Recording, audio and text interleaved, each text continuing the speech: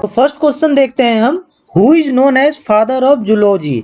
Zoology के father किसे कहा जाता है? जूलॉजी का मतलब क्या होता है? जंतु विज्ञान। तो ऑप्शन है आपके सामने डार्विन, लामार्क, एरिस्टोटल और थियोफ्रास्टस। तो इसका सही आंसर क्या होगा? Option C, Aristotle. एरिस्टोटल को फादर ऑफ जूलॉजी कहा जाता है, जंतु विज्ञान के पिता कहा जाता है इन्हें। और एरिस्टोटल को फादर ऑफ बायोलॉजी भी कहा जाता है, इनको जीव विज्ञान का भी पिता कहा जाता है। तो ये भी ध्यान रखिएगा, पिछले लेक्चर में मैंने बताया था ये क्वेश्चन। सेकंड क्वेश्चन देखते हैं हम, the book Historia Plantarum is written by. Historia Plantarum जो बुक है वो किसके द्वारा लिखा गया है?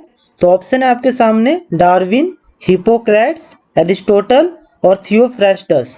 तो इसका सही आंसर क्या होगा? Option D, Theophrastus. थियोफ्रास्टस ने जो है हिस्टोरिया प्लांटरम नाम का बुक जो है वो लिखा है। और ये बुक जो है किस पे बेस है? प्लांट्स पे बेस है, पौधे पे। ठीक।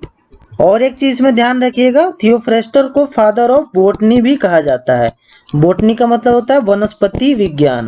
तो आप इससे रिलेट कर लीजिएगा कि जब फादर ऑफ बोटनी इन्हें कहा जाता है, वनस्पति विज्ञान का पिता कहा जाता है, तो ये जो बुक है हिस्टोरिया प्लांटरम, ये क्या है? प्लांट पे है। देखिए इसमें प्लांट है ना, ये प्लांटरम, तो ये प्लांट पे बेस है। तो इन्होंने ही जो है ये बुक लिखा है। तो ऐसे आप रिलेट कर लीजिएगा कि बोटनी के फादर थियोफ्रास्टस है और थियोफ्रास्टस ने ही हिस्टोरिया प्लांटरम बुक लिखी है। क्वेश्चन नंबर थर्ड देखते हैं हम, oath taken by medical graduates is given by. जो ओथ लिया जाता है मेडिकल ग्रेजुएट्स के द्वारा, जो शपथ लिया जाता है, वो किसके द्वारा दिया गया था? तो ऑप्शन है आपके सामने डार्विन, हिप्पोक्रेट्स, एरिस्टोटल और थियोफ्रास्टस। तो इसका सही आंसर क्या होगा? Option B, Hippocrates. हिप्पोक्रेट्स ने जो है वो ओथ दिया था जो मेडिकल ग्रेजुएट्स लेते हैं। और हिप्पोक्रेट्स को जो है फादर ऑफ मेडिसिन कहा जाता है। ठीक। ये सब मैंने पिछले लेक्चर्स में आपको बता दिया है, जस्ट रिवीजन के लिए मैं बताता जा रहा हूँ। क्वेश्चन नंबर 4 देखते हैं हम, silviculture is the branch of botany in which we study about. Silviculture जो है एक बोटनी का ब्रांच है, मतलब कि वनस्पति विज्ञान का एक ब्रांच है जिसमें हम किसके बारे में पढ़ते हैं? तो ऑप्शन है आपके सामने culture of algae, development of forest, culture of fungi या नन ऑफ दीज। तो इसका सही आंसर क्या होगा? Option B, development of forest. Forest के डेवलपमेंट को हम पढ़ते हैं सिल्वीकल्चर में। और सिल्वीकल्चर को हिंदी में क्या कहा जाता है? जंगल विज्ञान। तो जंगल विज्ञान में हम जंगल के डेवलपमेंट के बारे में पढ़ते हैं। क्वेश्चन नंबर 5 देखते हैं हम, study of fruit is called. Fruit की स्टडी को क्या कहा जाता है? तो ऑप्शन है आपके सामने स्पर्मोलॉजी, एंथोलॉजी, पेडोलॉजी और पोमोलॉजी। तो इसका सही आंसर क्या होगा? Option D, pomology. Study of fruits को जो है वो पोमोलॉजी कहा जाता है। क्वेश्चन नंबर 6 देखते हैं हम, study of estimation of age of woody plant by counting annual ring.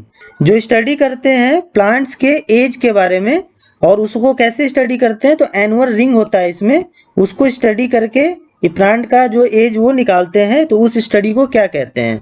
तो ऑप्शन है आपके सामने डेंड्रोलॉजी, डेंड्रोक्रोनोलॉजी, एग्रोनॉमी और डेमोग्राफी। तो इसका सही आंसर क्या होगा? Option B, dendrochronology. जो स्टडी करते हैं वुड के प्लांट में जो रिंग्स होते हैं, एनुअल रिंग्स, जिस एज का पता लगाया जाता है प्लांट का, उसके स्टडी को डेंड्रोक्रोनोलॉजी कहते हैं। क्वेश्चन नंबर 7 देखते हैं हम, study of process of ageing is called. जो बूढ़ा होने का जो प्रोसेस है उसके स्टडी को क्या कहा जाता है? तो ऑप्शन है आपके सामने जेनेकोलॉजी, जेरोंटोलॉजी, ऑन्टोजेनी या नन ऑफ दीज। तो इसका सही आंसर क्या होगा? Option B, gerontology. Study of process of ageing को जेरोंटोलॉजी कहा जाता है। क्वेश्चन नंबर 8 देखते हैं हम, study of growing plant without soil in water containing nutrients is. ऐसे स्टडी को क्या कहते हैं जिसमें प्लांट को बिना सॉइल का ग्रो किया जाता है, लेकिन किसमें ग्रो किया जाता है? तो वाटर, पानी में, और पानी में न्यूट्रिएंट्स होते हैं, तो बिना सॉइल का और पानी में उनको ग्रो किया जाता है। तो ऐसे स्टडी को क्या कहते हैं? तो ऑप्शन है आपके सामने हाइड्रोटोनिक्स, हाइड्रोफोनिक्स, हाइपोटोनिक्स या नन ऑफ दीज। तो इसका सही आंसर क्या होगा? Option B, hydroponics. ऐसे स्टडी को हम हाइड्रोफोनिक्स कहते हैं। क्वेश्चन नंबर 9 देखते हैं हम, branch of biology which deals with study of identification nomenclature and classification of organism is. ऐसा ब्रांच ऑफ बायोलॉजी जिसमें हम ऑर्गेनिज्म के आइडेंटिफिकेशन यानी कि पहचान, नॉमेनक्लेचर यानी कि शब्दावली और क्लासिफिकेशन यानी कि वर्गीकरण के बारे में पढ़ते हैं, उसे क्या कहते हैं? तो ऑप्शन है आपके सामने एक्सोबायोलॉजी, इकोलॉजी, टैक्सोनॉमी और टॉक्सिकोलॉजी। तो इसका सही आंसर क्या होगा? Option C, taxonomy. ऐसे ब्रांच ऑफ साइंस जिसमें हम ऑर्गेनिज्म के पहचान, शब्दावली या वर्गीकरण के बारे में पढ़ते हैं, उसे टैक्सोनॉमी कहा जाता है। क्वेश्चन नंबर 10 देखते हैं हम। Potato, tomato and brinjal are 3 different species but all belong to which genus? आलू, टमाटर और ब्रिंजल ये तीनों जो हैं ऐसे स्पीसीज हैं जो एक ही जेनस को बिलोंग करते हैं, मतलब एक ही जाति को बिलोंग करते हैं। तो उसका क्या नाम है? तो ऑप्शन है आपके सामने सोलानम, पैंथेरा, फेलिस और टिग्रिस। तो इसका सही आंसर क्या होगा? Option A, solanum. सोलानम जो है वो एक ऐसी जाति है जिसमें पोटैटो, टोमेटो, ब्रिंजल ये तीनों आते हैं। तो होप आपके सारे क्वेश्चंस क्लियर हो गए होंगे। सो मिलते हैं नेक्स्ट वीडियो में 10 नए एमसीक्यू के साथ। और अगर आपको ये सीरीज पसंद आ रही है तो please like, share and subscribe to my channel. Thank you.